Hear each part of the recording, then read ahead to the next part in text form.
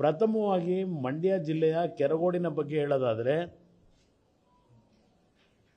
ಬಹುಶಃ ನನಗೆ ಬರೋದಕ್ಕಿಂತ ಮುಂಚೆ ನಮ್ಮ ಮಂಡ್ಯ ಉಸ್ತುವಾರಿ ಸಚಿವರು, ನನ್ನ ಹಳೆ ಸ್ನೇಹಿತರು, ನನಗೆ ಕೆಲವು ಉಪದೇಶಗಳನ್ನು ಹೇಳಿದ್ದಾರೆ. ಕೆಲವು ಸಲಹೆ ಕೊಟ್ಟು ಉಪದೇಶಗಳು ಹೇಳಿ ಕೆಲವು ವಿಷಯಗಳನ್ನು ಇವತ್ತು ಮಂಡ್ಯ ಮಾಧ್ಯಮದ ಸ್ನೇಹಿತರ ಮುಂದೆ ನನ್ನ ಮೇಲೇನೊಂದು ದೋಷ ಹೊರಿಸಿದ್ದಾರೆ. ಮಂಡ್ಯ ಜಿಲ್ಲೆಯನ್ನು ಹಾಳು ಮಾಡಲಿಕ್ಕೆ ನಾನು ನಿನ್ನೆ ದಿನ ಬಂದಿದ್ದೇನೆ ಅಂತೇಳಿ ಹೇಳಿದ್ದಾರೆ. ಅವರ ಮುಖಭಾವಗಳನ್ನು ನಾನು ನೋಡಿದೆ. ನಿಮ್ಮ ಮುಂದೆ ಇವತ್ತಿನ ಮಂಡ್ಯ ಜಿಲ್ಲೆಯ ಪತ್ರಿಕೋದ್ಯಮದಲ್ಲಿ ಸ್ನೇಹಿತರ ಮುಂದೆ ಮಾತನಾಡಬೇಕಾದ್ರೆ ಅವರ ಮುಖಭಾವವನ್ನು ನೋಡಿದೆ. ಆ ಮುಖಭಾವದಲ್ಲಿ ಯಾವುದೋ ಒಂದು ಹಿಂದಿನ ಮಾತಿದೆಯಲ್ಲ ಹಿರೇಕರದು, ಅತಿ ವಿನಯಂ ದೂರ್ತ ಲಕ್ಷಣಂ ಅಂತ, ಅದು ಎದ್ದು ಕಾಣ್ತಾ ಇತ್ತು ನಮ್ಮ ಹಳೆ ಸ್ನೇಹಿತರಲ್ಲಿ. ಮಂಡ್ಯ ಜಿಲ್ಲೆಯ ವಾತಾವರಣವನ್ನು, ಅಲ್ಲಿಯ ಸಿದ್ಧಾಂತವನ್ನು ಸಂಪೂರ್ಣವಾಗಿ ನಾಶ ಮಾಡ್ತಕ್ಕಂಥ ಕೆಲಸಕ್ಕೆ ನಾನು ಕೈ ಹಾಕಿದ್ದೇನೆ ಅಂತ ಹೇಳಿ ಆಪಾದನೆ ಏನು ಮಾಡಿದ್ದಾರೆ.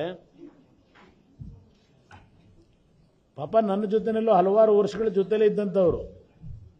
ಕುವೆಂಪು ಅವರ ಹೆಸರು ತೆಗೆದಿದ್ದಾರೆ, ಜಯಪ್ರಕಾಶ್ ನಾರಾಯಣ ಅವರ ಹೆಸರು ತೆಗೆದಿದ್ದಾರೆ, ಮದ್ದೂರಿನ ಶಿವಪುರದ ಸ್ವಾತಂತ್ರ್ಯ ಸೌಧದ ಜಾಗ ಕೊಟ್ಟಂಥ ತಿರುಮಲೇಗೌಡರು ಯಾರೋ ಅವರ ಹೆಸರು ಪಾಪ ಇವತ್ತು ಸ್ಮರಿಸ್ಕೊಂಡಿದ್ದಾರೆ. ಇದೆಲ್ಲ ಸೂಕ್ಷ್ಮವಾಗಿ ಗಮನಿಸಿದ್ದೇನೆ. ಮಂಡ್ಯ ಜಿಲ್ಲೆಯಲ್ಲಿ ನಿನ್ನೆ 2 ದಿನಗಳು ನಡೆದಿರ್ತಕ್ಕಂಥ ಘಟನೆಗೂ ನನಗೂ ಏನು ಸಂಬಂಧ ಇದೆ? ಫಸ್ಟು ನಾನು ಪ್ರಾಥಮಿಕವಾಗಿ ಮುಖ್ಯಮಂತ್ರಿಗಳನ್ನೂ ಕೇಳಲಿಕ್ಕೆ ಬಯಸ್ತೀನಿ, ಆ ಜಿಲ್ಲಾ ಉಸ್ತುವಾರಿ ಸಚಿವರನ್ನು ಕೇಳಲಿಕ್ಕೆ ಬಯಸ್ತಾ ಇದ್ದೇನೆ. ನನಗೂ ನಿನ್ನೆಯ ಘಟನೆಗೂ ಸಂಬಂಧ ಏನು ಅಂತ ಹೇಳಿ.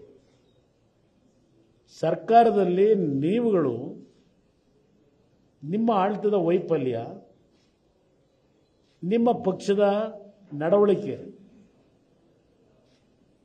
ಇವತ್ತು ಇದಕ್ಕೆ ಮೂಲ ಕಾರಣ ಇರತಕ್ಕಂಥದ್ದನ್ನು ನನಗೇನು ದೋಷ ಕೊಡಲಿಕ್ಕೆ ಹೊರಟಿದ್ದೀರಿ?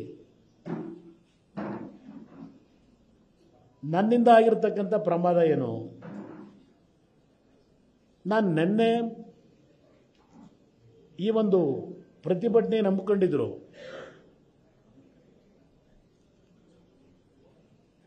ಬಿಜೆಪಿಯ ಅಂಗಪಕ್ಷಗಳು, ಬಿಜೆಪಿ ನಾಯಕರು ಆ ಪ್ರತಿಭಟನೆಯಲ್ಲಿ ನನ್ನನ್ನು ಬರಬೇಕು ಅಂತ ಹೇಳಿ, ನಮ್ಮ ಅಭಿಮಾನಿಗಳು ಬರಬೇಕು ಅಂತಕ್ಕಂಥ ಆಹ್ವಾನ ನನಗೆ ನೀಡಿದರು. ಬಹುಶಃ ತಾವೆಲ್ಲ ಗಮನಿಸಿದ್ದೀರಿ, ನಮ್ಮ ವಿರೋಧ ಪಕ್ಷದ ನಾಯಕರು ಅಶೋಕ್ ಅವರು ಮೊನ್ನೆ ಏನು ಕೆರಗೋಡಿನಲ್ಲಿ ಲಾಠಿ ಚಾರ್ಜ್ ಆದಂಥ ಪ್ರಕರಣ ನೋಡಿದ್ರಿ, ಅವರೇ ಖುದ್ದಲ್ಲಿ ಭೇಟಿ ಕೊಟ್ಟಿದ್ದರು ವಿರೋಧ ಪಕ್ಷದ ನಾಯಕರು. ಅವರು ಮಾಧ್ಯಮದ ಸ್ನೇಹಿತರ ಮುಂದೆ ನಾಳೆ ದಿನ ಬಿಜೆಪಿ ಮತ್ತು JDSನ ಜೊತೆಗೂಡಿ ನಾವು ಪ್ರತಿಭಟನೆ ಮಾಡ್ತಕ್ಕಂಥ ತೀರ್ಮಾನ ಮಾಡಿದ್ದೇವೆ ಅನ್ನೋದನ್ನು ಹೇಳಿದರು. ಕನ್ನಡಿಗರ ಮೆಚ್ಚಿನ ನಿಮ್ಮ ನ್ಯೂಸ್ 18 ಕನ್ನಡ ಈಗ ವಾಟ್ಸ್ಆಪ್ನಲ್ಲಿಯೂ ಲಭ್ಯ.